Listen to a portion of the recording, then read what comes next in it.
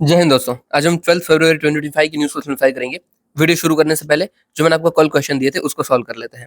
देखिए 24 के क्वेश्चन थे। सबसे पहला क्वेश्चन हमारा collateral borrowing and lending obligation जो इंस्ट्रूमेंट है वो किसके अंदर आता है, मतलब कि कौन सी मार्केट के अंदर आता है भाई, बॉन्ड मार्केट, फॉरेक्स मनी और स्टॉक मार्केट। देखो वैसे तो हमने ये किया नहीं है इकोनॉमिक्स में, मैं जो अगला वीडियो लाऊंगा ना वो इसी का लेके आऊंगा। वही सोच रहा हूँ कि भाई मनी मार्केट और कैपिटल मार्केट को देख लेते हैं। बट अगर आपने पढ़ा हुआ है तो ये एकदम ही ईजी था। क्यों ईजी था? देखो यहाँ पे लिखा क्या हुआ है, कोलैटरल बोरोविंग, मतलब कुछ बोरो हो रहा है, साथ ही साथ कुछ लैंडिंग ऑब्लिगेशन भी है, मतलब ऑब्लिगेशन भी है पर किस बेस पे, कि कुछ हम बोरो कर रहे हैं ना, उसके साथ कुछ लैंडिंग ऑब्लिगेशन भी है। अभी देखो मनी मार्केट में ही ऐसा होता है ना कि कोई हम स्क्रिप्ट देते हैं उसको, सामने वाले पर्सन को, उस सामने वाले स्क्रिप्ट के बदले में वो लोग हमें पैसा दे देते हैं। फिर वो चाहे ट्रेजरी बिल्स हो, कॉल मनी मार्केट हो, कुछ भी हो, बट इन शॉर्ट एक स्क्रिप्ट जाती है, एक कागजात जाता है, उसके बदले पैसा आता है। और वो कागजात में क्या होता है कि जब आप मुझे पैसा वापस दे दोगे तब मैं आपको ये कागजात भी वापस दे दूंगा। या फिर इवन जो ये कागजात है वो ट्रेड भी हो सकती है, जो स्क्रिप्ट है वो ट्रेड भी हो सकती है, ठीक है, कुछ भी हो सकती है। ठीक है? हम ट्रेजरी बिल्स लेके चलते हैं कि ट्रेजरी बिल्स हो सकता है। तो देखो ये जो है यहाँ पे ऑब्लिगेटेड है ना, कि अगर कोई उसको लेके जाएगा वापस तो पैसा तो देना है, तो यस ऑब्लिगेशन है भाई, और लैंडिंग ऑब्लिगेशन है। और पैसा मैंने बोरो किया है, यस, तो बोरोइंग और लैंडिंग ऑब्लिगेशन किसके अंदर आ गए, हमारे कॉल मनी मार्केट के अंदर आ गए, क्योंकि ये कॉल मनी का ही पार्ट होता है। चलिए अभी देखो ये क्वेश्चन क्यों आया था वो हमें देखना है मेन। यहाँ पे आ जाइए। देखो यहाँ पे 2023 में क्वेश्चन पूछा हुआ था, कैपिटल मार्केट के इंस्ट्रूमेंट क्या क्या है। और यहाँ पे क्या पूछ लिया कि ये जो इंस्ट्रूमेंट है वो किस मार्केट का है। इन शॉर्ट उल्टा कर दिया। और हम जब भी मार्केट पढ़ते हैं ना तो कैपिटल मार्केट और मनी मार्केट एक साथ ही पढ़ते हैं, मतलब दोनों एक ही चैप्टर का पार्ट है। तो अगर हम इससे ट्रेस कर लेते हैं कि हाँ भाई कॉल कैपिटल मार्केट पूछा गया है, तो हम अभी कैपिटल मार्केट पढ़ लेते हैं और उसके साथ आने वाला मनी मार्केट भी पढ़ के जाते हैं, तो ये एकदम ही ईजी रहता। वैसे भी ईजी था, पॉसिबल ही आके आपने पढ़ा ही होगा। बट फिर भी अगर नहीं पढ़ा है तो भाई इन शॉर्ट मेरा ये बताना है कि लिंक क्या बन रही है पीवाईक्यू में, कि हाँ भाई इस चैप्टर से अगर क्वेश्चन आया है तो भाई चांसेस है कि दूसरी बार भी इससे आ सकता है, कुछ इस तरीके का आ सकता है। और अगर देखो हम पढ़ने ही वाले हैं इकोनॉमिक्स, तो सिर्फ क्या करेंगे कि जो पीवाईक्यू में हिस्सा आ रहा है उसको पहले पढ़ेंगे, दैट्स इट। ऐसा जबरदस्ती नहीं है कि पीवाईक्यू रट के जाना है, नहीं नहीं, सिर्फ हमें वो टॉपिक पहले पढ़ लेना है और अच्छे से पढ़ लेना है, दैट्स इट। चलिए आगे देखते हैं। फिर ये देखिए दूसरा क्वेश्चन हमारा 24 का ही, कौन से प्रोडक्ट सस्टेनेबल एविएशन फ्यूल के अंदर हम आ सकते हैं, यूज हो सकता है, उसमें से बताइएगा भाई। एग्रीकल्चर रेसिड्यू है, कौन है, वेस्ट ट्रीटमेंट स्लज है, वेस्ट वाटर ट्रीटमेंट स्लज, और वुड मिल वेस्ट है। अभी देखो पॉसिबल है कि आपने ये आया हो या ना आया हो, डजेंट मैटर, बट खुद दिमाग लगाइए। यहाँ पे कुछ भी उन्होंने बोला हो डजेंट मैटर, कि भाई सस्टेनेबल एविएशन फ्यूल ये या कुछ भी हो, हमारा इन शॉर्ट मैटर क्या है कि भाई फ्यूल बन सकता है कि नहीं। ठीक है, मेन तो वही है कि फ्यूल। तो भी मुझे खुद बताइए, हमने बहुत कुछ पढ़ा है कि भाई हम अपना ये इंसिनरेशन करते हैं, गैसिफिकेशन करते हैं, सिंथेसिस करते हैं, ये सब हमने पढ़ रखा है ऑलरेडी, राइट। बायोफ्यूल्स पढ़ रखे रखे हैं। अब मुझे बताइए ये जो एग्रीकल्चर रेसिड्यू है, जो भी कचरा बन रहा है, गवर्नमेंट बोल रही है कि नहीं कि जो आप वो दिल्ली वाले पराली जलाते हैं इसको हमें दे दीजिए, हम इससे फ्यूल बना देंगे। यस हो रहा है। फिर जो शुगर केन में भी एक्स्ट्रा जो कचरा बच रहा है उसका हम यूज करते हुए इथेनॉल बना रहे हैं। तो ये तो डन है कि भाई एग्रीकल्चर रेसिड्यू तो आएगा ही आएगा, ये तो सही है। फिर कौन के बारे में पूछा है, अभी मुझे बताइए, अगर कोई भी ना, इन शॉर्ट क्या होता है, किसी भी चीज के अंदर मोलेसिस हमें देखने को मिल रहा है, ठीक है, या फिर स्टार्च देखने को मिल रहा है, तो उसको हम यूज कर सकते हैं। ये वो डेफिनेट है साइंस के अंदर। तो कौन के अंदर भी होता है तो वह टिक कर देते हैं। समझ लीजिए कौन का आपको नहीं भी पता है, चलो मानते हैं नहीं पता है, तो उसको साइड में रखो, कि अभी उसको साइड में रखते हैं, ये कौन का नहीं पता हो सकता है कि नहीं। आगे देखो कि waste water treatment sludge, sludge मतलब क्या होता है कि जो वाटर ट्रीट करने के बाद जो हमारे पास कूड़ा कचरा बचा है उसको यूज कर सकते हैं कि नहीं। तो भाई डेफिनेटली कर सकते हैं। हमने थोड़े दिनों पहले ही देखा है कि वेस्ट वाटर ट्रीटमेंट स्लज का, या फिर जो भी कचरा होता है, उस कचरे को हम इंसिनरेशन में डालते हैं। यही देखा ना, ये बॉडी कल कल के वीडियो में हमने देखा बायोमेडिकल वेस्ट जो था, उस वेस्ट के लिए जो हमारा एक आईआईटी है उन्होंने ही ये अपना बनाया ना, आईआईटी क्या आईसीएआर ने शायद बनाया है, मैं भूल गया था किसने, बट वो रीग बनाई है कि भाई इसमें डालिए और जो आपका बायोमेडिकल वेस्ट होगा वो डिसइंफेक्ट हो जाएगा, और उससे आप फ्यूल भी जनरेट कर सकते हो अगर करना चाहो तो। और ऐसा बहुत कुछ होता है कि हम वेस्ट से फ्यूल जनरेट करते हैं, तो यस ये तो वेस्ट ही है, और तो वेस्ट से फ्यूल जनरेट होगा, क्योंकि हमारा वो मोटो भी है ना, वेस्ट टू वेल्थ। यस, तो हम पॉसिबली इसको भी टिक कर सकते थे। यस, ये भी सही हो गया। फिर तीसरा था, चौथा था हमारा wood mill waste. Wood mill, wood mill मतलब लकड़े की मिल है और उसका वेस्ट है। लकड़े का वेस्ट भी क्या होता है? वुड ही होता है, पर वो छोटा छोटा होगा, नहीं खुरदुरा जैसा होता है। तो डेफिनेटली वो तो यूज होगा, वो तो हमें पता ही है कि यूज होता है। तो ये भी टिक मारो कि हाँ भाई ये भी होगा। अब देखो 1, 3 एंड 4 आपका सही है। 2 आपको नहीं पता है, चलो ग्रेन है, आपको नहीं पता है, पॉसिबली कौन होता होगा, नहीं होता होगा, स्पेसिफिक चीज है। पर फिर भी ऑप्शन में क्या है, 1 to 4 एक में ही है कि सारे के सारे सही है। तो हो गया ना कौन सही। बट कायदे से कौन होता ही है, कौन के अंदर मोलासिस होता है, और कौन तो हम बहुत ज्यादा यूज करते हैं। बट अगर उधर नहीं पता था आपको तो ये आप कर सकते हो। अभी ये क्वेश्चन कहाँ से आया था? ये क्वेश्चन आया था 2022 से, सॉरी 2020 से।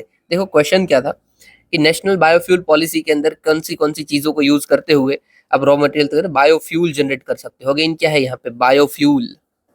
तो देखो यहाँ पे जो आंसर था कि भाई कसावा, डैमेज्ड व्हीट ग्रेन्स। देखो डैमेज व्हीट ग्रेन्स, अभी मैं वेट ग्रेन की बजाय पे लिख दूं कॉर्न ग्रेन्स, तो सही होगा ना? यस सही होगा, तो भाई हो सकता है।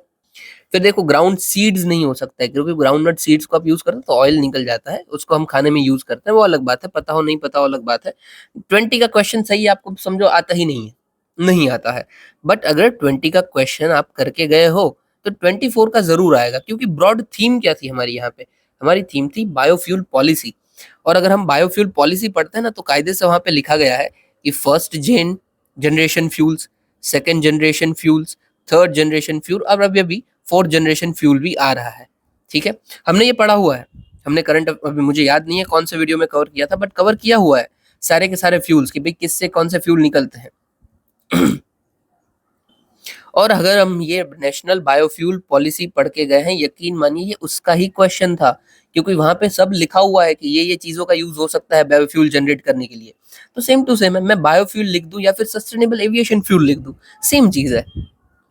इन शॉर्ट कनेक्ट कर पा रहे हो ना आप कि भाई डायरेक्टली भाई रिपीट हो या ना हो, बट थीम वही की वही रिपीट हो रही है। ओके, फिर तीसरा क्वेश्चन भी है यहाँ पे कि भाई फिजिकल एसेट्स कौन से होते हैं, फिजिकल कैपिटल कौन सी होती है। देखो 23 में क्या पूछा था कि इंटेंजिबल इन्वेस्टमेंट, यहाँ पे फिजिकल पूछी थी, यहाँ पे इंटेलेक्चुअल पूछी थी। इंटेलेक्चुअल तो नहीं बोलना चाहिए, बट सॉफ्ट सॉफ्ट बोल देते हैं हम, ठीक है, सॉफ्ट। तो देखो 23 में पूछा था कि इंटेंजिबल कौन सी है, मतलब कि जिसको टच बच नहीं कर सकते ऐसी चीजें, ठीक है।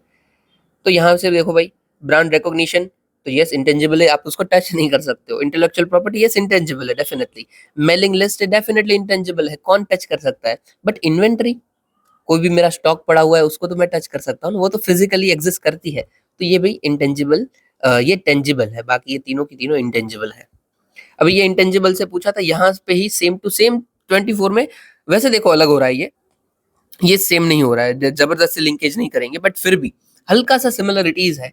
यहाँ से उन लोगों ने सॉफ्ट कॉपी वाला पूछ लिया था, यहाँ पे पूछ लिया फिजिकली कौन सा है, और फिजिकल में क्या आता है, तो वर्किंग कौन सा है और फिक्स कौन सा है। थोड़ा सा अलग है, बट फिर भी there is some kind of linkage, right. जबरदस्ती नहीं करेंगे, बट यस थोड़ा सा तो है। चलिए आगे बढ़ते हैं। तो यहाँ पे देख लेना भाई, फार्मर की जो प्लो है वो वर्किंग कैपिटल है या फिक्स कैपिटल? फिक्स कैपिटल है, क्योंकि वो एक एसेट है, वो सालों के साल वही रहने वाला है, वो कहीं नहीं जा रहा है। फिक्स और वर्किंग में क्या अंतर होता है भाई दोनों में?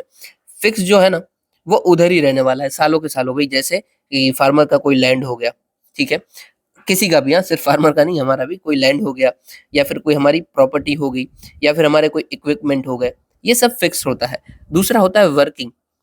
वर्किंग वर्किंग में क्या है, हम जो डे टू डे मर्रा यूज कर रहे हैं, जैसे कि मैंने भाई पेट्रोल यूज किया, या फिर कोई मैं भाड़े से कोई गाड़ी लेके आ गया कि मेरा जो जब तक काम था तब तक मैं लेके आ गया, तो जो डे टू डे यूज हो रहा है ना, वो हो जाएगा हमारा वर्किंग कैपिटल। ठीक है, मेरा मनी भी, अगर मैं पैसा भी कोई डाल रहा हूँ तो वर्किंग कैपिटल है। तो बस यहाँ पे वही सेट करना था। तो ये पेट्रोल तो वर्किंग कैपिटल डेफिनेटली वो यूज हो जाएगा, वो रहने नहीं वाला है उधर। फिर यान अगर मैं वीवर यूज करता है लेके आता है, तो भाई वो फिक्स कैपिटल नहीं, वो भी वर्किंग कैपिटल है। कंप्यूटर तो फिक्स है, वो इक्विपमेंट है ना, वो वहीं रहने वाला है, फिक्स कैपिटल है। तो हमारा आंसर हो जाएगा ओनली 2। ओके, तो देखो ये थे हमारे पीवाईक्यूज, और इसी से लिंकेज बन रहा है, वो मैं आपको बना के दे रहा हूँ। तो आगे आपका फर्ज क्या होगा कि हम क्या करते हैं, 23, 24 और 22 के भी 3 साल के तो एटलीस्ट देख लेते हैं। उसमें जो जो भी थीम बताई गई ना, उसको सबसे पहले रिवीजन करेंगे या फिर उसको सबसे पहले पढ़ेंगे। That's it. और कुछ नहीं है कि भाई रट्टा मार के जाना है, बस उसको सबसे पहले पढ़ना है हमने।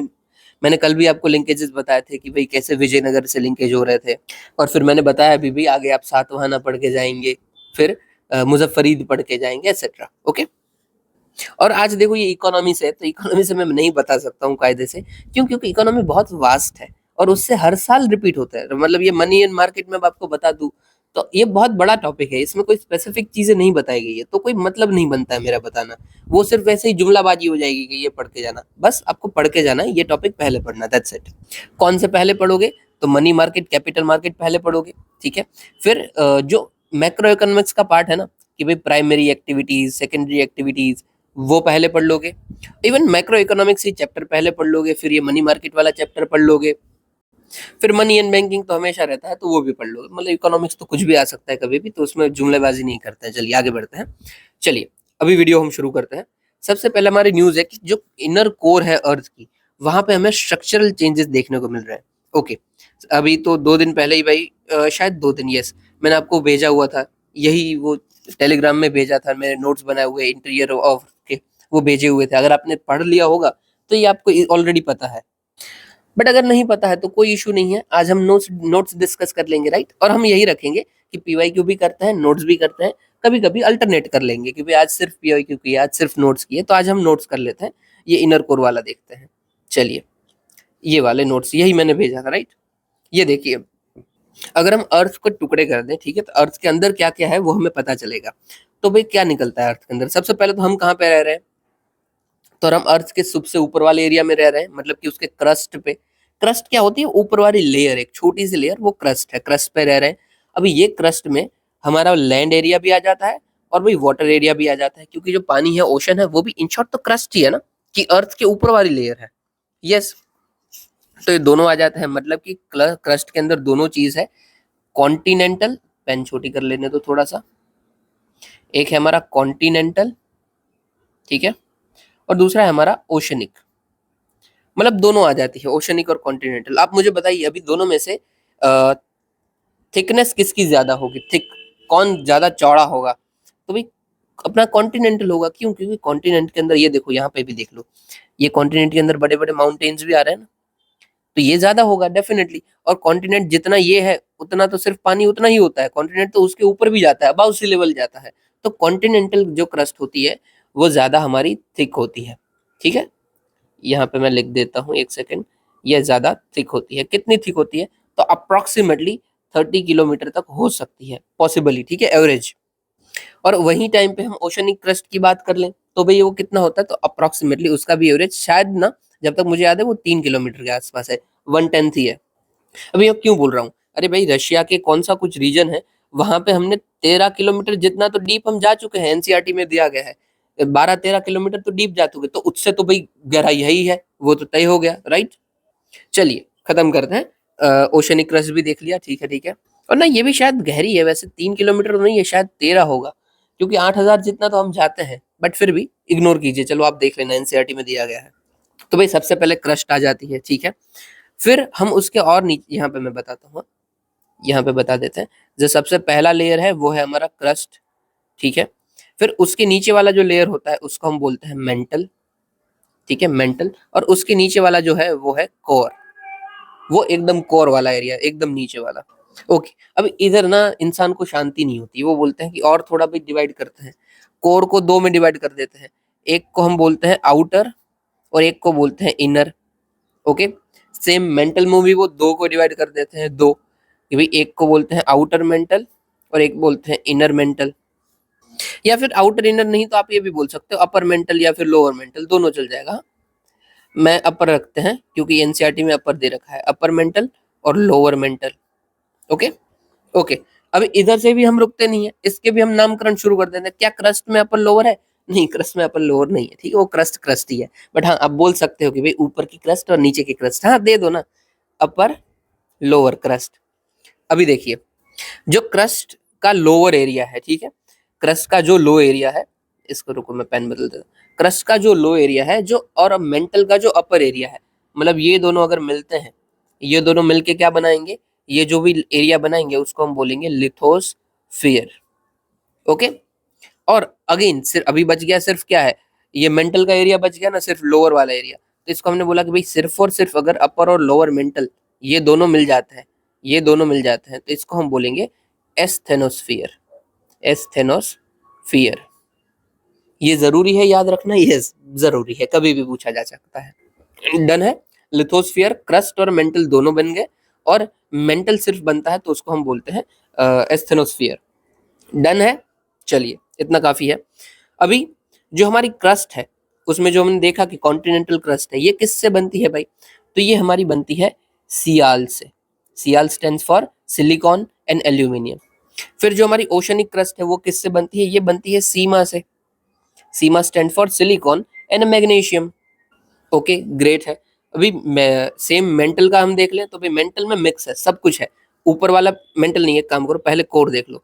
कोर किससे बनती है? तो कोर बनती है नाइफ से। नाइफ स्टैंड्स फॉर निकल एंड फेरस। फेरस मतलब कि आयरन, ठीक है, तो निकल और आयरन से बनती है, फेरस से बनती है, फेरस से याद रखिए तो काफी रहेगा। ओके, फिर ये सबको मिला दो आप, बीच में तो सब आ जाएगा ना, कि ऊपर वाला भी आ गया और नीचे वाला भी आ गया, तो भाई सिलिकॉन, ऑक्सीजन, मैग्नीशियम, आयरन सब आ जाता है मेंटल के अंदर। डन है। तो देखो यहाँ पे सब, वैसे मैंने नोट्स में लिखा ही हुआ है, आपको पता चल जाएगा। ये देखो कॉन्टिनेंटल क्रस्ट सियाल से, ओशनिक क्रस्ट सीमा से, फिर हमारी नाइफ मतलब कि ये कोर जो है वो नाइफ है, तो ये निकल एंड फेरस से। ओके, और यहाँ पे भी देख लीजिए, ये जो लिथोस्फीयर है तो क्रस्ट और मेंटल दोनों होकर लिथोस्फीयर बन रहा है, और जो मेंटल वाला एरिया है वो एस्थेनोस्फीयर बन रहा है। ग्रेट है। चलिए अभी ना छोटा सा और एक और चीज है जो न्यूज में दिया गया है। ये जो कोर होती है, ये जो अर्थ होती है, ठीक है हमारी, यहाँ पे मैं बताता हूँ। यहाँ पे जो हमारी अर्थ है, अर्थ कैसे घूमती है भाई? तो ऐसे घूमती है, राइट, गोल गोल जा रही है।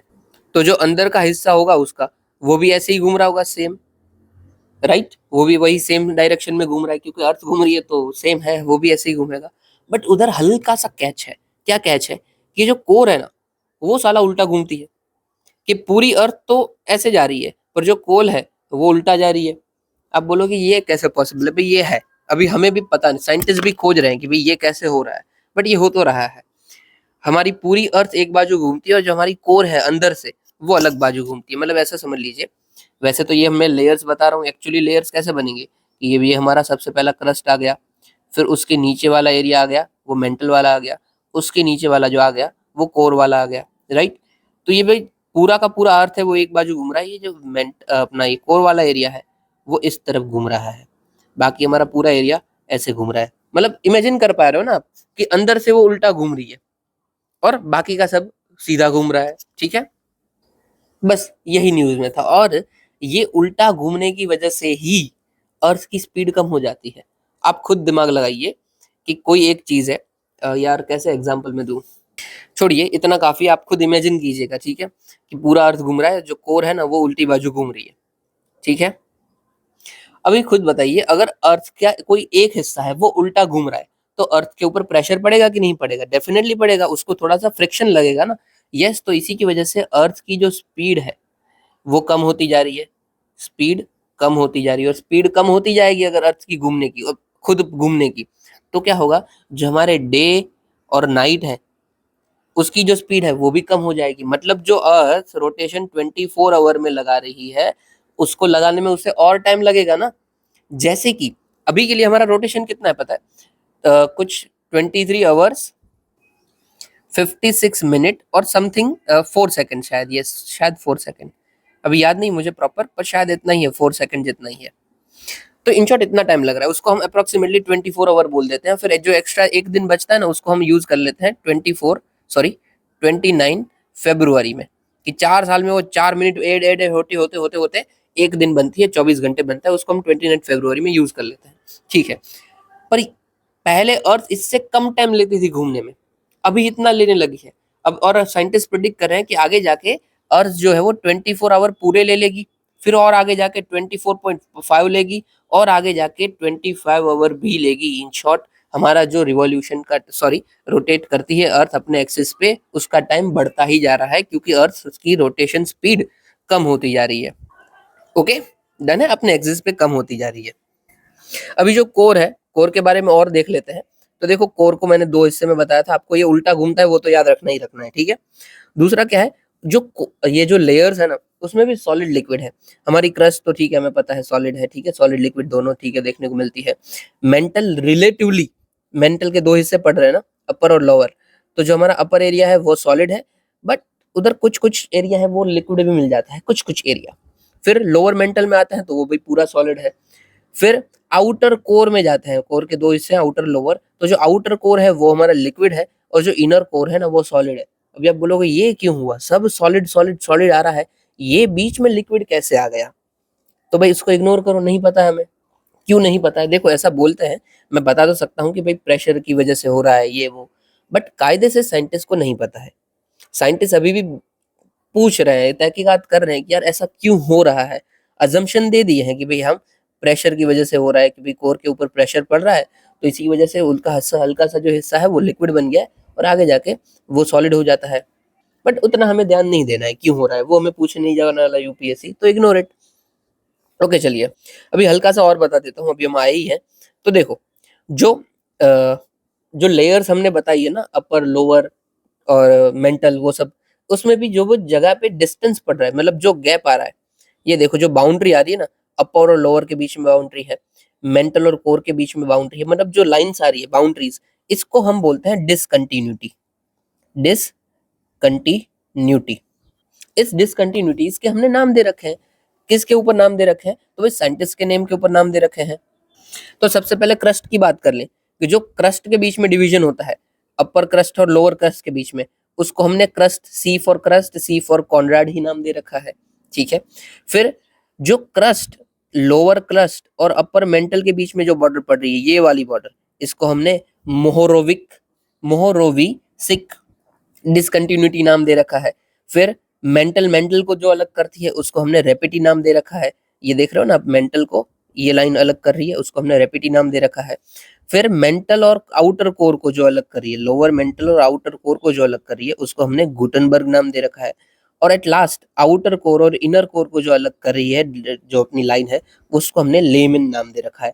इसको याद कैसे रखेंगे भाई? एकदम ईजी है, एक कोड याद रख लीजिए, राहुल गांधी सीएम लो, राहुल गांधी सीएम लो। अरे यार उल्टा बता रहा हूँ यार, हट। It should be CM Rahul Gandhi लो। CM stands for, C for Conrad, M for Moho, R for Repetti, G for Gutenberg, L for Lehmann. ये देखो मेरे जैसा मत करना, राहुल गांधी सीएम लो, आपका उल्टा हो जाएगा। मेरा तो गलती से भाई हो गया, बट ध्यान देना, हमें पहले सीएम से चालू करना है, क्रस्ट से शुरू हो जाएगा, इसलिए सी फॉर क्रस्ट पहले है। तो सीएम राहुल गांधी लो, तो आपका देखो पूरा हो गया, CM Conrad, Moho, Repetti, Gutenberg और Lehmann. Okay, CM Rahul Gandhi लो, ये सारी डिसकंटिन्यूटीज हमारी हो जाएगी, ठीक है। और देखो यहाँ पे ये नोट्स पढ़ लेना, वैसे मैंने छोटा सा दे भी रखा है, इसका मैं अलग से वीडियो बना दूंगा। एक काम करूंगा भाई, ये होल अर्थ का हम बात करें कि क्या क्या एलिमेंट्स आते हैं, तो भाई आयरन, ऑक्सीजन, सिलिकॉन, मैग्नीशियम, निकल, टॉप 5 याद रखते हैं। कैसे याद रखेंगे? तो आईफोन के अंदर कौन सी सिस्टम आती है? iOS आती है ना, तो iOS MNS, ऐसे याद रखेंगे, iOS MNS।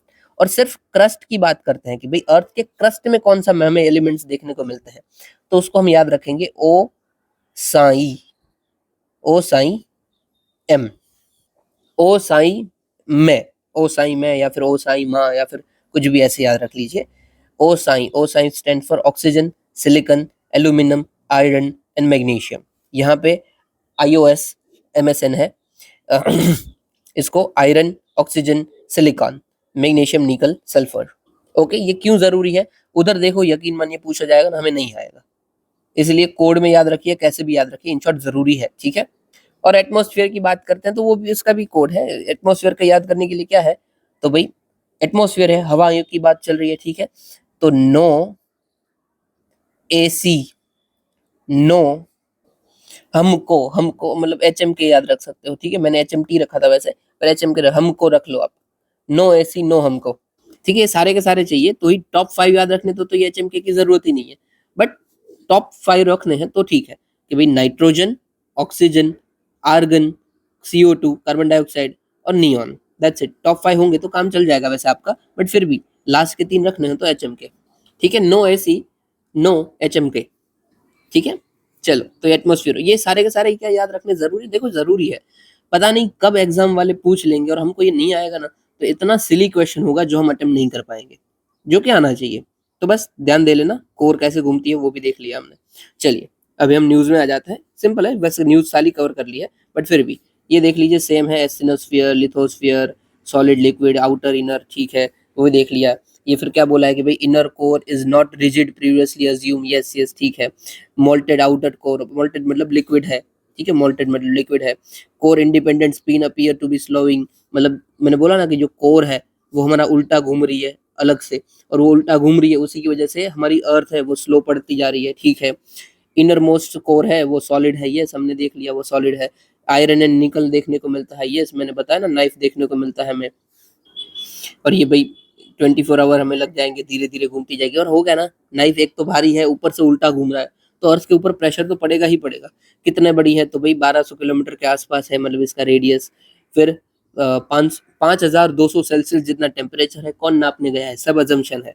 फिर अर्थ की मैग्नेटिक फील्ड जनरेट करने में भी हमें काम आती है, electric conductivity, thermal conductivity, etcetera etcetera. फिर भाई ये जो क्रस्ट, मेंटल कोर हमने देख लिया, ठीक है, कैसे होता है, ये किससे बनता है, हटाइए, वो नीचे नोट्स में दे रखा है, वो मैं रॉक्स की साइकिल बताऊंगा, थोड़ा बहुत बड़ा वीडियो हो जाएगा और रेलेवेंट भी नहीं होगा, अभी के लिए नहीं होगा ये न्यूज़ के लिए। फिर भाई लिथोस्फीयर की हमने देख लिया और एस्थेनोस्फीयर भी हमने देख लिया, ठीक है, ओके। और ये देखो यूपीएससी में क्या मेंस में क्वेश्चन आ सकता है, पॉसिबली आ सकता है, ठीक है, क्योंकि एक बार अगर मेंटल के ऊपर पूछा हुआ है, मेंटल प्लूम के ऊपर 2018 का ये पीवाईक्यू है, तो हम अज्यूम करते हैं कि आगे वाले में पूछ ले तो हम रेडी हों एटलीस्ट उसके लिए, कि हाँ भाई आता है तो we are quite ready enough, right. अगर आता है कि भाई कोर कैसे घूम रही है, अर्थ के ऊपर क्या उसके इम्पैक्ट पड़ सकते हैं, हमारी कोर उल्टा घूम रही है, उसके अर्थ के ऊपर क्या इम्पैक्ट पड़ सकते हैं, ये अगर पूछ ले तो आप क्या बताओगे। तो देखो लाइन आपके पास हो जानी चाहिए कि सबसे पहले तो भाई 24 आवर लगेंगे, अभी 24 आवर लगेंगे तो जो हमारी बायोलॉजिकल क्लॉक है उसके ऊपर इम्पैक्ट पड़ेगा। फिर डे एंड नाइट हमारे छोटे बड़े हो जाएंगे, हमारे अर्थ के क्लाइमेट के ऊपर इम्पैक्ट पड़ेगा, क्लाइमेट के ऊपर इम्पैक्ट पड़ रहा है, उसका क्या हो सकता है, स्नो हमारा मेल्ट हो सकता है जब वो नॉर्दर्न हेमिस्फीयर में हो, और नीचे वाले एरिया में ज़्यादा ठंडी बढ़ सकती है। वी वी शुड, और सॉरी वी शुड नहीं, we could have faced more heat waves, ठीक है, यस हीट वेव्स, वर्ड नहीं मिल रहा था मुझे। फिर हमारी जो विंटर है वो ज्यादा और चिली हो जाएगी, ओके। और क्या हो सकता है, यस, फिर जो हमारा जो टाइम स्केल है उसमें हमें चेंजेस लाने पड़ेंगे। तो बहुत कुछ हो गया, ये मैंने 2 सेकंड के अंदर आपको 10-15 पॉइंट बता दिए, अगर मेंस में पूछा जाता इतना मोर देन इनफ होगा, ओके। चलिए अभी आगे देखते हैं। फिर है corruption perception index, CPI. In short देखो ये क्या देखता है, ये इंडेक्स क्या देखता है कि कौन सी कंट्री में कितना करप्शन है, दैट्स इट। हमें क्या देखना है यहाँ पे, सबसे पहले ये किस में रैंक करता है, तो भाई 0 से लेकर 100 में ये रैंक करता है। फिर ये कौन निकालता है, तो ट्रांसपेरेंसी इंटरनेशनल निकालता है। इंडिया का रैंक क्या है, तो हमारा रैंक 96 आया है, हम एक पीछे चले गए हैं, पहले हमारा जो रैंक था वो 95 था। नहीं नहीं यार 95 नहीं था, गलती हो रही है, शायद 96 ही था, मुझे याद नहीं आ रहा है, शायद 96 ही था। चलिए इग्नोर करते हैं, आगे देखते हैं। लीस्ट करप्ट कंट्री कौन सी है, क्यों, कहाँ पे करप्शन सबसे कम है, तो Denmark, follow by Finland, Singapore. फिर कहाँ पे सबसे ज्यादा है, तो साउथ सुडान, सोमालिया, वेनेजुला, ठीक है। करप्शन अगर रहता है, यहाँ पे क्या लिंकेज बताया था कि करप्शन की वजह से हमारी जो क्लाइमेट चेंज की जो फाइट है वो भी दिक्कत में आ रही है, क्योंकि अब क्लाइमेट चेंज के रिलेटेड जो भी पैसा वैसा आ रहा है, अगर ये पैसा आप करप्शन में यूज कर दे तो कैसे ही क्लाइमेट चेंज को आप लड़ पाओगे, राइट, नहीं हो पाएगा। फिर देखो यहाँ पे पॉइंट्स दे गए हैं कि भाई करप्शन कैसे अफेक्ट करता है। सबसे पहले तो जो अडॉप्शन होता है एम्बिगियस पॉलिसी का, वो ठीक से नहीं हो पाएगा। फिर हम वीकेंड कर देंगे अपना गवर्नेंस स्ट्रक्चर को, डाइवर्जन होगा और मिसयूज होगा क्लाइमेट फंड्स का, और डीपिंग होगा marginalisation of vulnerable population. Yes, समझ लीजिए कोई कोस्टल एरिया है, उसको हमने वहां पे जो पीपल रह रहे हैं उसको ट्रांसलोकेट करना था, माइग्रेट सॉरी, उनको हमें रिलोकेट करना था, और उसके लिए पैसे मिले थे हमें 10,000 करोड़, 10,000 करोड़, 100 करोड़ मिले थे, चलिए ना 100 करोड़ मिले थे। और बोला था कि भाई 100 करोड़ के अंदर को यूज करते हुए आप इनके लोगों के लिए 1000 घर बना देना, ठीक है। अभी समझ लीजिए कि आईएएस भैया जो है वो ये करते हैं कि भाई ये 1000 घर के बदले जो 100 करोड़ मिले हैं उसमें से हम 50 करोड़ यूज करते हैं, 50 करोड़ खुद खा लेते हैं, और जो घर बनाने वो घर एकदम ही बकवास बना देंगे, या फिर बनाएंगे ही नहीं आधे घर, और आधों को हम उठाएंगे नहीं, ऐसा ही बोलेंगे कि भाई सिर्फ इतने ही लोग थे, बाकी को हमने उठाया ही नहीं। तो सबसे ज्यादा इम्पैक्ट किसके ऊपर पड़ेगा, कि जो वल्नरेबल पॉपुलेशन है, जिनको हमें खाना देना था, समझ लीजिए ये तो घर की बात थी, समझ लीजिए खाना देना था, 10,000 लोगों के लिए खाना देना था, पर वही आईएएस भैया पैसा खा गए और सिर्फ 5,000 के लिए भी 5,000 के लिए ही खाना दिया, तो 5,000 लोग भूखे रहेंगे, और ये पैसा जो भी है करप्शन में चला गया। नुकसान किसका हुआ? जो पॉपुलेशन जिनकी जरूरतें थी, राइट। फिर हम अंडरमाइन करते हैं इफेक्टिवनेस ऑफ मल्टीलैटरलिज्म। यस, बहुत सारी इंस्टीट्यूट्स हमने बनाई हुई है जो कि इसके लिए काम करती है, और उसमें हम ठीक से काम नहीं कर रहे हैं तो कैसे चलेगा, राइट। कि भाई क्लाइमेट कॉन्फ्रेंस होती है, वहां पे आप अलग बात करते हो और आपने टारगेट सेट करके रखे हैं कि भाई हम ये करेंगे वो करेंगे, पंचामृत है हमारे, पर करप्शन हम कर रहे हैं, तो आपके टारगेट कभी भी मीट नहीं हो पाएंगे, राइट। ये सही है, छोड़िए, आगे देखते हैं। रिकमेंडेशन क्या क्या है भाई रिपोर्ट के द्वारा? सबसे पहले तो हमें भाई इंटीग्रिटी एक सेंटर लेना चाहिए to climate change, climate efforts enhance करना चाहिए, effectiveness and protection, investigation and protection, climate policy making में हमें काम करना चाहिए, स्ट्रेंथन करना चाहिए सिटीजन एंगेजमेंट, एटसेट्रा एटसेट्रा। ये क्वेश्चन आपको कहाँ पे काम आएगा? GS4 में काम आएगा। हर साल क्लाइमेट के ऊपर एक क्वेश्चन आता है, क्लाइमेट क्या, करप्शन के ऊपर एक क्वेश्चन आता है। तो पॉसिबली अगर क्लाइमेट के साथ लिंक करके आता है अगर करप्शन के ऊपर क्वेश्चन, तो आपको पता होना चाहिए। और यहाँ पे ये यूज करना मत भूलिएगा, UN convention on against corruption, right. ये आपको ज्यादा मार्क्स देगा। और दूसरे सब आपको स्कॉलर्स वॉलर्स, अगर आपने एथिक्स पढ़ा हुआ है तो आपको पता ही होगा कि आपको स्कॉलर्स यूज करने होते हैं, तो आपको स्कॉलर्स भी यूज करने हैं, ठीक है। भूलिएगा मत, 2-4 प्रिंसिपल से याद रख लीजिए कि भाई स्टीवर्डशिप हमें रखनी है, स्टीवर्डशिप। फिर भाई नोलन कमेटी यहाँ पे कोट कर दीजिए, नोलन कमेटी काफी कॉमन है बट फिर भी we can always quote that, right. Nolan committee connect कर दीजिए कि भाई अपना दूसरा क्या जाएगा, नोलन कमेटी चली गई, स्टीवर्डशिप आ गई, ठीक है। हाँ, फिर ये UN वाला आ गया। यस, फिर आप एनवायरमेंटल एथिक्स कोड कर सकते हैं। उम्मीद करता हूँ आपने ये पढ़ा होगा, अगर नहीं पढ़ा है तो कोई मतलब ही नहीं है, तो आप अभी समझोगे ही नहीं कि मैं क्या बोल रहा हूँ। आप एनवायरमेंटल एथिक्स कोड कर सकते हैं, फिर वहां पे स्कॉलर्स लिख सकते हैं, बहुत कुछ हो सकता है। एग्जाम्पल्स में आप क्या लिख सकते हैं, तो ना लुपिन कंपनी लिख दीजिए। लुपिन बहुत सारे एनवायरमेंट के लिए काम करती है। अभी देखो मुझे पता है, आपको अगर कुछ दूसरा पता है तो आप दूसरा भी लिख सकते हो, लुपिन लिख सकते हैं, या फिर टाटा लिख सकते हैं। यस, टाटा ने ना, ये आपको रियल लाइफ एग्जांपल एविडेंसेस दे पाओगे, टाटा ने प्लास्टिक वेस्ट का यूज करते हुए बहुत सारी जगह पे रोड बना हुआ है, स्पेशली बेंगलोर में बना है, बेंगलोर। फिर हाँ, इतना काफी है, चलिए आगे बढ़ते हैं। फिर ना मुझे आपको क्या बताना था, कुछ शॉर्ट न्यूज में था ये यस, डॉक्ट्रिन। डॉक्ट्रिन कहाँ पे है? ये वाला, doctrine of pith and substance. क्या होता है भाई? तो देखो, जुडिशरी टाइम बाय टाइम कोई ना कोई अपना डॉक्ट्रिन देती है, जैसे कि आपका वर्ल्ड फेमस आपको डॉक्ट्रिन पता होगा, doctrine of basic structure.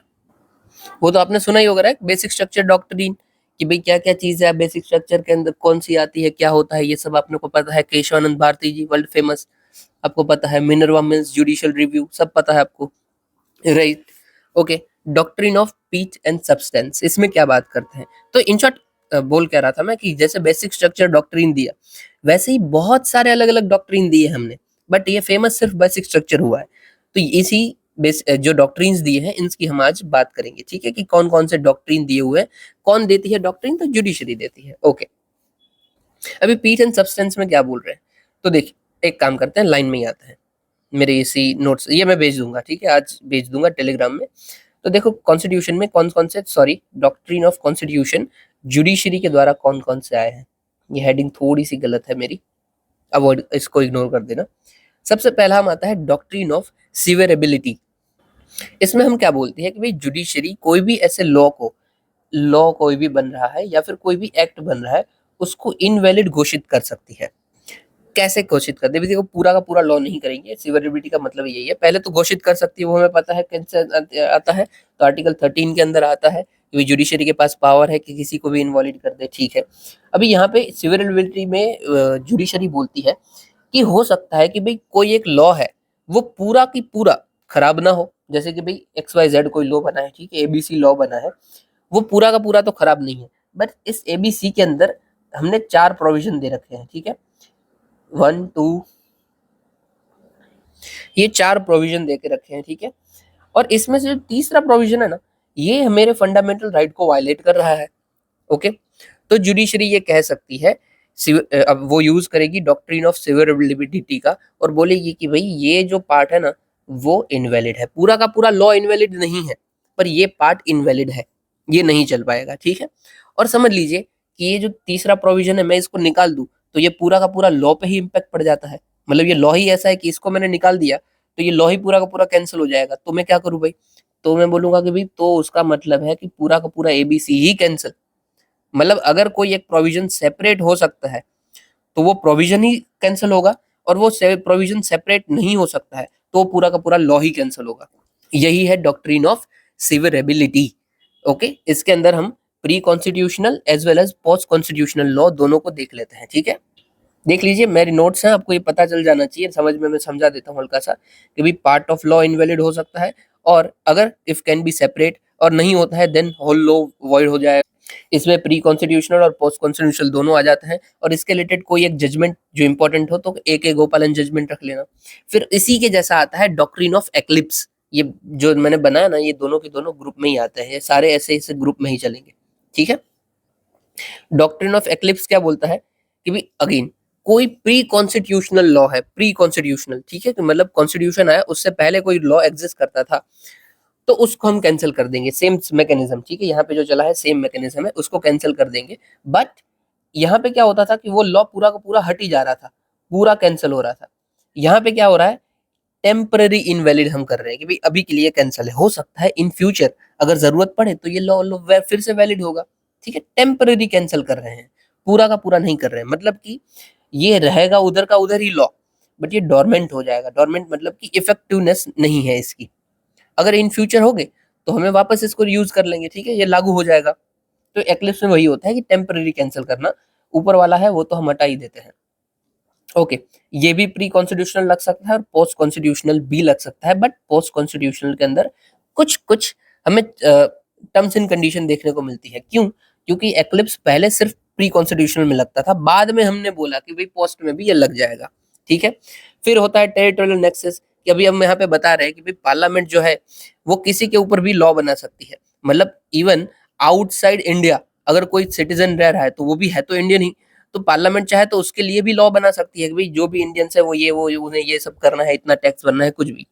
But state आता है तो state with in state he law बना सकती है। ठीक है, कि स्टेट ऐसा नहीं बोल सकती है कि भाई मैं गुजरात हूँ, गुजरात स्टेट ऐसा नहीं बोल सकती है जिधर भी गुजराती रह रहे हैं उसके ऊपर 10% टैक्स बढ़ाते हैं, नहीं, ये स्टेट के पास पावर नहीं है। ठीक है, बट पार्लियामेंट ये कर सकती है, वो any part of the world बना पाएगी, but state within a state ही बना पाएगी। यही है टेरिटोरियल नेक्सस। ठीक है, ये सारे डॉक्ट्रिन है। हाँ, आगे डॉक्ट्रिन आपको जोड़ ही देना है सब में, डॉक्ट्रिन डॉक्ट्रिन।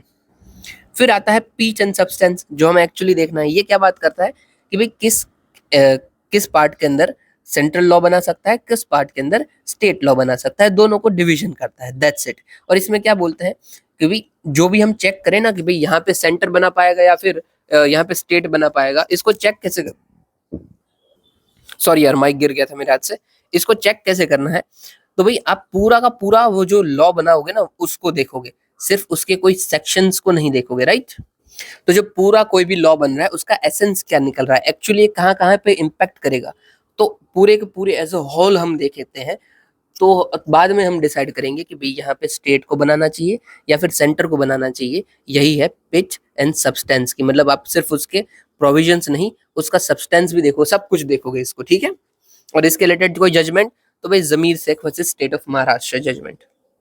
ओके, तो पीस एंड सब्सटेंस आपको पता चल गया ना। यहाँ पे क्या बात चलेगी कि भाई कौन से पार्ट में स्टेट लॉ बना पाएगा, कौन से पार्ट में सेंट्रल लॉ बना पाएगा, यूनियन बना पाएगा, दैट्स इट। इसी की बात करता हूँ। ये चेक कैसे करेंगे, तो भाई ये जो पूरा का पूरा लॉ है वो इम्पैक्ट कैसे करेगा, उसका पर्पस क्या है, कहाँ कहाँ पे ये लिंक होता है। सिर्फ ऐसा नहीं कि भाई इसका एक प्रोविजन है ये स्टेट के अंदर आता है तो स्टेट बना देगा, नहीं, पूरा का पूरा देखेंगे। ठीक है, organic as a whole, not mere collection of sections.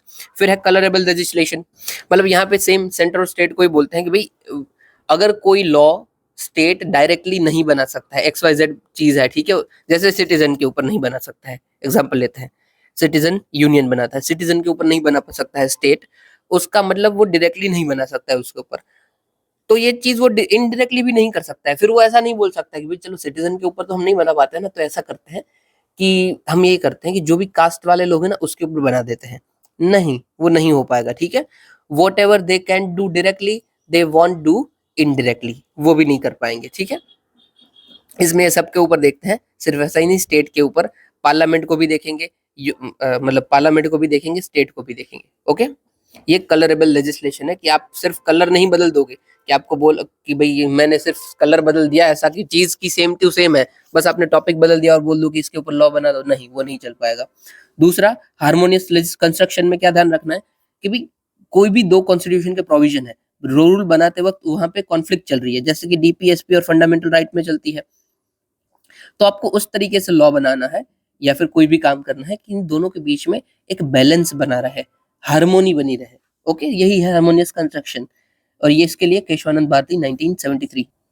फिर भाई लिबरल इंटरप्रेशन को, भाई कोई भी लॉ का अगर जुडिशरी इंटरप्रेट कर रही है या तो उसको ब्रॉडली इंटरप्रेट करना है, in broad and liberal spirit. सिर्फ यही नहीं कि जैसा लॉ है उसी को इंटरप्रेट कर लिया, नहीं, उसको पर्पस देखना है, क्रिएटिविटी देखनी है, तो लिबरल इंटरप्रिटेशन होगा। फिर प्रोस्पेक्टिव ओवर रूलिंग, मतलब कि जो भी रूलिंग कोर्ट दे रही है वो नई जो भी रूलिंग होगी सबसे फ्रेश प्रेजेंट वो लागू होगी, ना कि पहली। मतलब कि कोर्ट ने 1990 में समझ लीजिए बोल दिया था कि, क्या एग्जांपल ले ले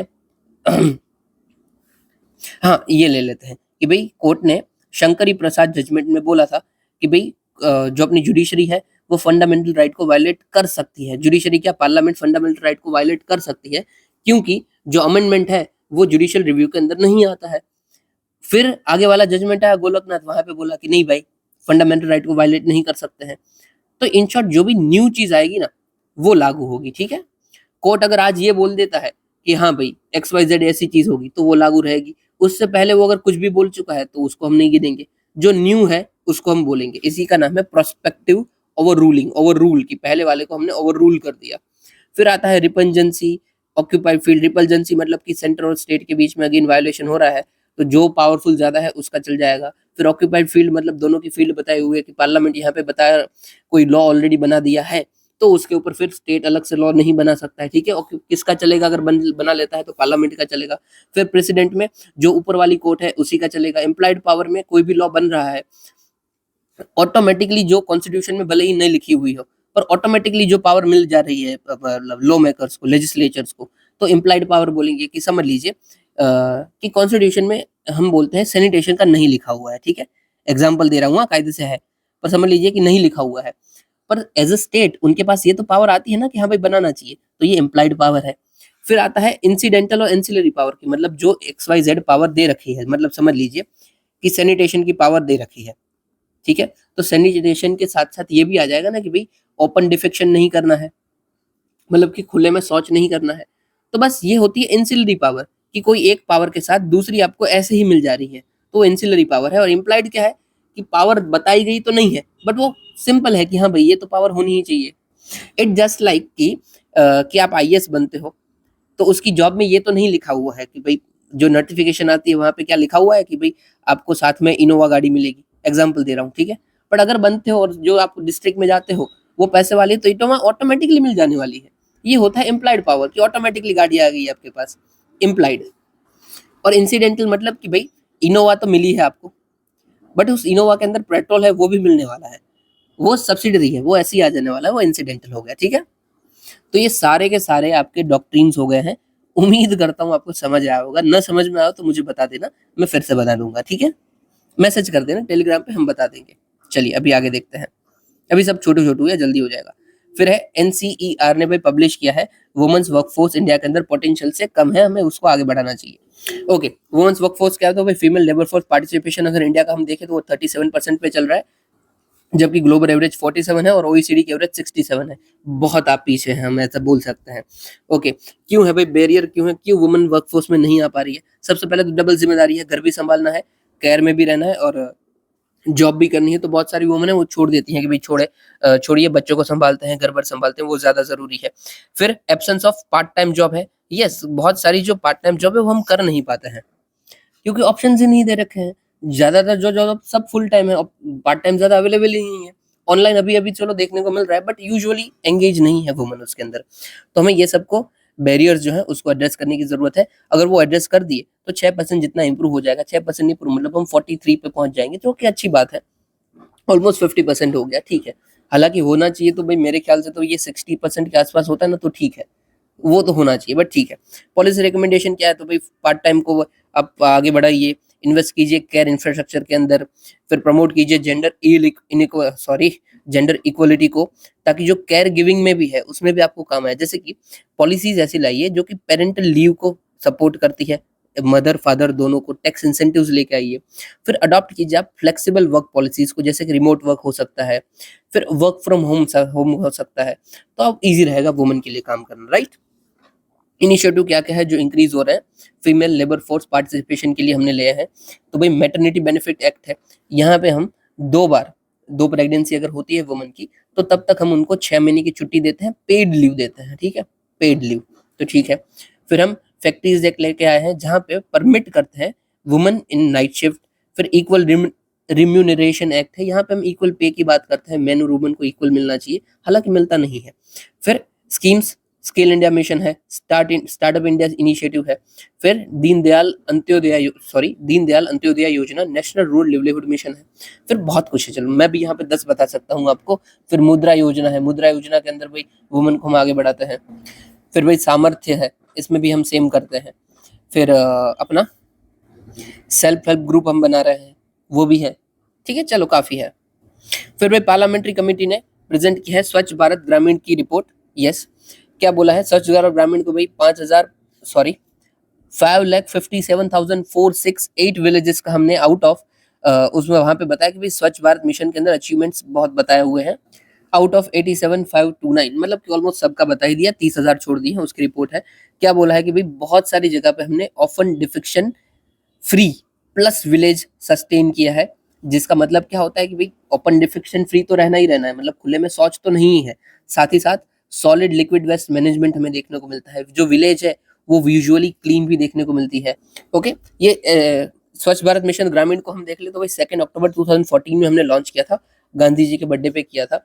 मिनिस्ट्री ऑफ जल शक्ति के अंदर काम करते हैं, ये याद रखना, ये पूछा जाएगा ना, हाई चांसेस है कि हम ये जल शक्ति से तो नहीं टिक करके आएंगे, कुछ भी और करेंगे, जल शक्ति नहीं करेंगे, मैंने कहा वो तो वाटर से कनेक्शन है, पर ध्यान रखना ये उधर ही आता है। फिर भाई 2 सब मिशन स्कीम भी है इसके अंदर, एक रूरल अर्बन, ठीक है। फिर स्पॉन्सर्ड स्कीम है, मतलब कि सेंटर और स्टेट दोनों मिलकर पैसा बांटते हैं अंतर में। फिर एलिमिनेट करना है ओपन डिफिक्शन को इन रूरल एरियाज, ठीक है। इसका फेज 2 2020 में शुरू होकर 25 तक है। और यहाँ पे हमारे मेजर कंपोनेंट क्या है, तो भाई कंस्ट्रक्शन करना इंडिविजुअल हाउस होल्ड्स के लेट्रिन्स को, कम्युनिटी सैनिटरी कॉम्प्लेक्सेस बनाना, solid and liquid waste management systems बनाना, एटसेट्रा, ठीक है।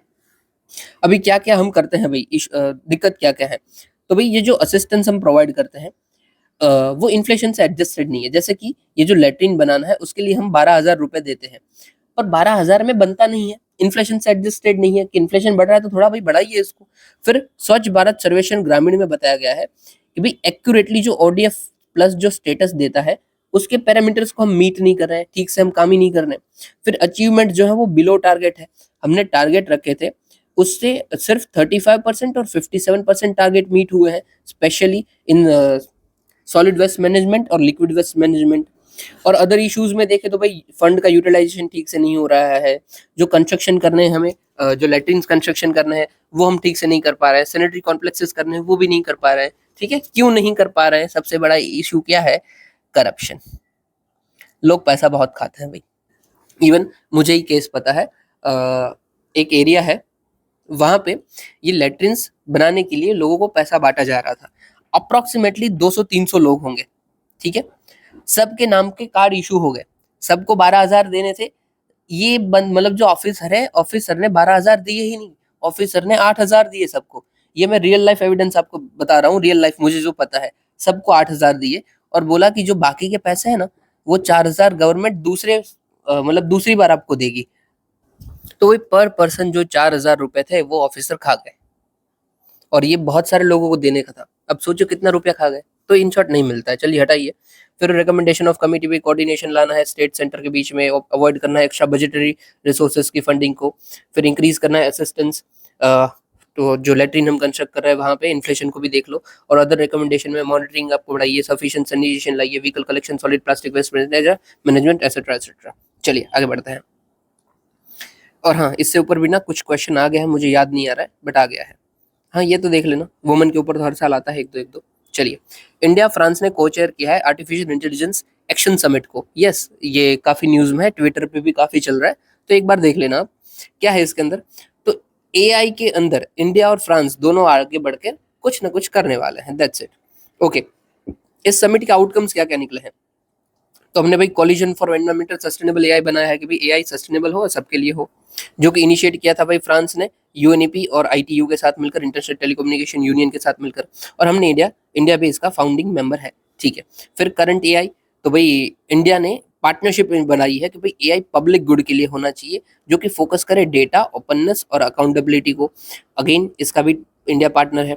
फिर Paris charter for AI generated interest, general interest, वो भी हमने बनाया, अगेन इंडिया भी इसका चार्टर जो है उसको अडॉप्ट किया है। इसमें भी क्या है, सेम साइंटिफिक प्रोग्रेशन के लिए काम करना है, एवरी स्टेज एआई डिजाइन जो है वो अकाउंटेबिलिटी लानी है हमें, पब्लिक इंटरेस्ट में ये होना चाहिए।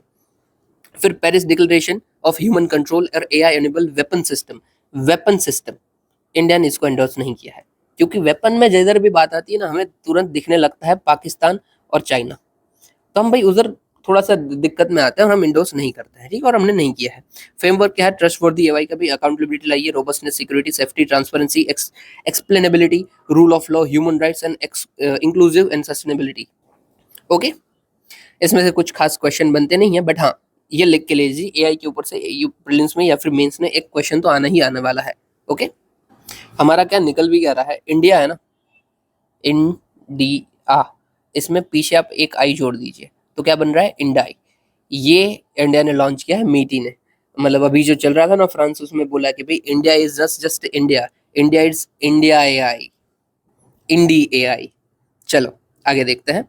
फिर बोला है India becomes the second largest country in fish production, yes, हमारा दूसरा नंबर आ चुका है, अभी हम पीछे चल रहे थे, अभी हम आगे आ चुके हैं।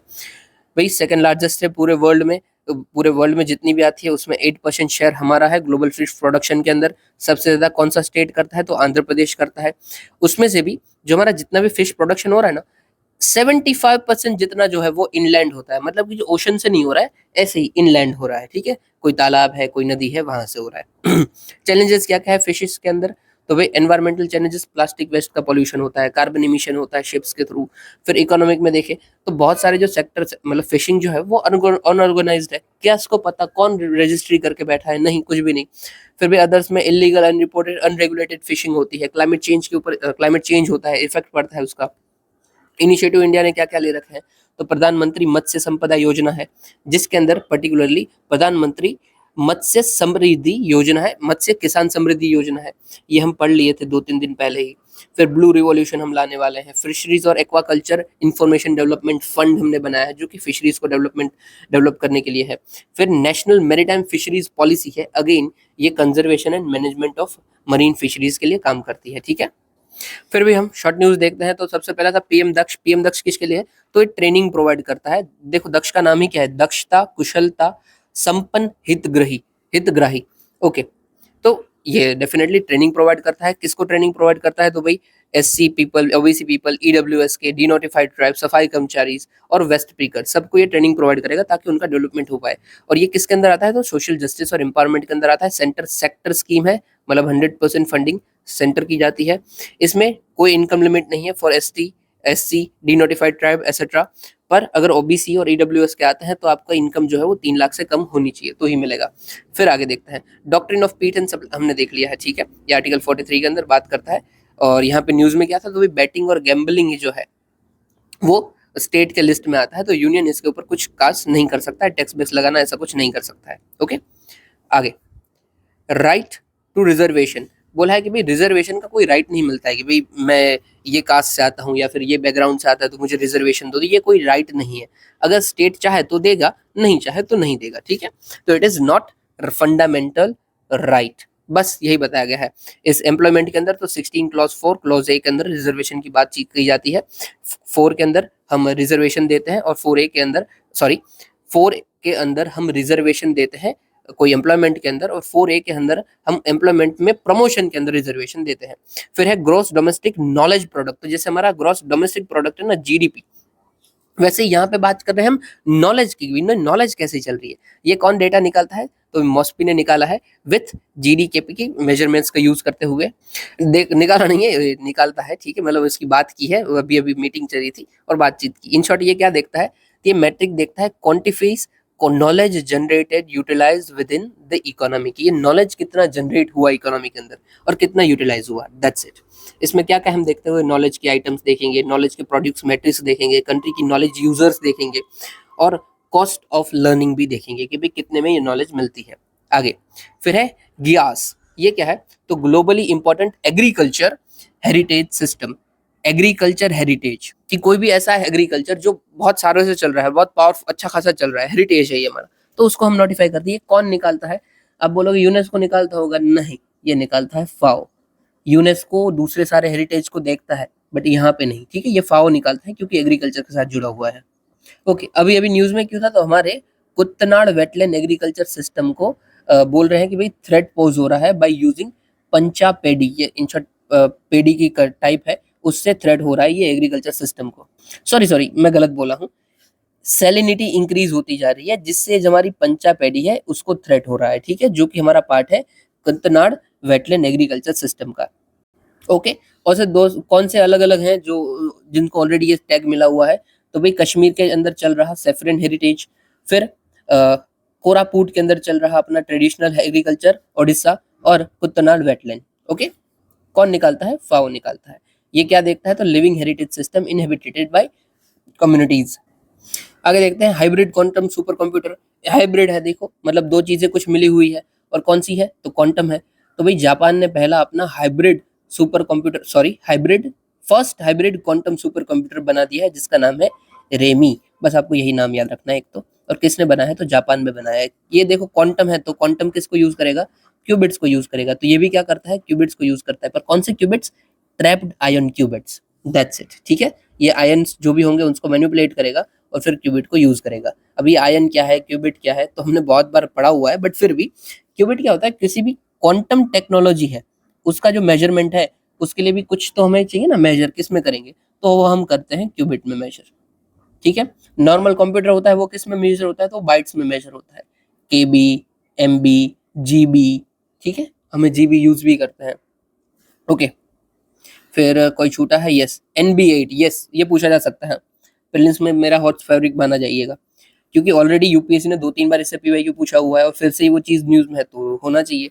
क्या है ये चीज, तो भाई NB8 मतलब N मतलब नॉर्डिक, B मतलब बाल्टिक, ये दोनों कंट्री को आप मिला दो, उसकी जो कंट्रीज है वो NB8 होगी, नॉर्डिक बाल्टिक 8 कंट्रीज। ये एक informal non institutionalise regional operation group है जिसमें नॉर्डिक कंट्रीज आती है जैसे कि डेनमार्क, फिनलैंड, आइसलैंड, नॉर्वे, और बाल्टिक कंट्री आती है जैसे कि एस्टोनिया, लाटविया, लिथुआनिया, ठीक है। That's it. इंडिया के साथ इसमें ट्रेड पार्टनर सबसे बड़ा कौन है, तो स्वीडन है। हटाइए, जो भी हो काम का नहीं हमारे, बस NB8 क्या है वही काम का है, ठीक है। और NB8 के अंदर कौन कौन सी कंट्रीज आती है, तो ये देख लेना, नॉर्डिक की हमारी 5 कंट्रीज है, 1 2 3 4 5, और बाल्टिक की 3 है, 1 2 3, टोटल हो गया हमारा 8। चलिए आगे देखते हैं, ये सारा हो गया, ये वाला बाकी है। आइरिस चिप, तो भाई हमारा एक प्रोग्राम है शक्ति, DIRV मतलब digital India RISCV initiative, V मतलब 5। इसमें हम इन शॉर्ट क्या करते हैं, चिप बनाते हैं, जो अपनी कंप्यूटर चिप्स होती है ना, पावरफुल, ये चिप बनाते हैं। बस इसी के अंदर हमने एक चिप बनाई है जिसका नाम है iris. Iris stand for indigenous risk 5 controller for space application, ये हमने चिप बनाई है। ओके, मेन आपको यहाँ पे याद क्या रखना है, बस शक्ति करके कोई हमारा प्रोग्राम है जो कि चिप बनाता है, ठीक है। पर शक्ति प्रोग्राम का नाम क्या है, शक्ति digital India RISC-5 initiative. Okay, ये चिप बनाता है, माइक्रो प्रोसेसर कंप्यूटर के लिए यूज हो जाए वो सारी चिप्स बनाता है। फिर है संत गुरु रविदास, तो भाई भक्ति मूवमेंट जो हम पढ़ते हैं उसमें ये मेजर आते हैं रविदास। इनके बारे में क्या क्या पूछा जा सकता है, सबसे पहले ये निर्गुण भक्ति को मानते थे। निर्गुण मतलब ये कोई ऐसा नहीं कि प्रतिमा को किसी की पूजा कर रहे हैं, नहीं, ये सिर्फ मान लेते हैं, ठीक है। यहाँ पे कोई ऐसा नहीं है मूर्ति पूजा ये शॉर्ट नहीं कर रहे हैं, तो निर्गुण भक्ति है। वाराणसी में इनका बॉर्न हुआ था 14th सेंचुरी में। इन्होंने रिजेक्ट किया था टेम्पल बेस्ड रिचुअल, यस ये निर्गुण है ना, तो टेम्पल को थोड़ी ना मतलब बोलेंगे, टेम्पल में जो रिचुअल चल रही है उनको हटाइए। ये मानते हैं डिवोशन टू निरंकार। निरंकार मतलब ये निरंकार क्या वर्ड है, तो जिसका आकार नहीं है, जो इसका आकार नहीं है, निर आकार मतलब निरंकार। तो वैसे गॉड, जो गॉड है हमारे वो क्या है, फॉर्मलेस है। फॉर्मलेस है इसलिए तो इनकी कोई मूर्ति नहीं है, इसलिए मूर्ति में नहीं मानते हैं, राइट, तो ये निरंकार बोलते हैं। चलिए फिर अभी आप सोचिए कोई आउटस्टैंडिंग पर्सनालिटी है, क्या वो अनटचेबिलिटी में मानेंगे? Definitely not. कास्ट डिस्क्रिमिनेशन में बिल्कुल नहीं, तो ये नहीं मानते थे डेफिनेट, वो इसको अपोज करते थे। फिर इनका ना एक विजन था, वो चाहते थे कि हमारा बेगमपुरा होना चाहिए। बेगमपुरा मतलब, इसको तोड़िए, बेगम, बेगम मतलब बीवी नहीं यार, जहाँ पे गम नहीं है वैसा, ठीक है, कि जिस जगह पे कोई गम नहीं है वो है बेगम। और पूरा मतलब उसका गांव, कोई भी गांव, तो society free of fear, rules, taxes, caste hierarchies and restrictions, वो है बेगम। ठीक है, वो हो जाएगा हमारा बेगमपुर। और इनकी जो रिच बातें हैं, सॉन्ग्स हैं, पोएम्स हैं, इनको हमने गुरु ग्रंथ साहिब में भी इंक्लूड किया हुआ है। ठीक है, सो बट दैट्स इट, यही था पूरे का पूरा हमारा संत रविदास। अभी आपका काम क्या हो जाएगा, भक्ति मूवमेंट पढ़ लेना भाई। ठीक है, दूसरा आप क्या पढ़ोगे, ये जो NB8 है, इसका मैप खोल के देख लेना, ये कहाँ पे पड़ता है, कौन सी कंट्रीज हमने देखा हुआ है, बट फिर भी देख लेना। फिर अब हाँ, ये जो नोट्स है इसको भी पढ़ लेना, ना समझ में आया तो मुझे बता देना। और बस दैट्स इट। और कोई सजेशन हो आपके एंड से बता देना। बाकी हम जो चालू है वही रख रहे हैं, PYQ प्लस नोट्स, क्योंकि मेंस का जो आंसर है वो अभी एग्जाम के लिए रेलेवेंट नहीं है। अगर आप बहुत सारे एम्फेसिस करते हो कि नहीं भाई आंसर ही लेके आइए, तो मैं ले आऊंगा, मुझे कोई दिक्कत नहीं है। चलिए, इतना सुनने के लिए आपका शुक्रिया। जय हिंद।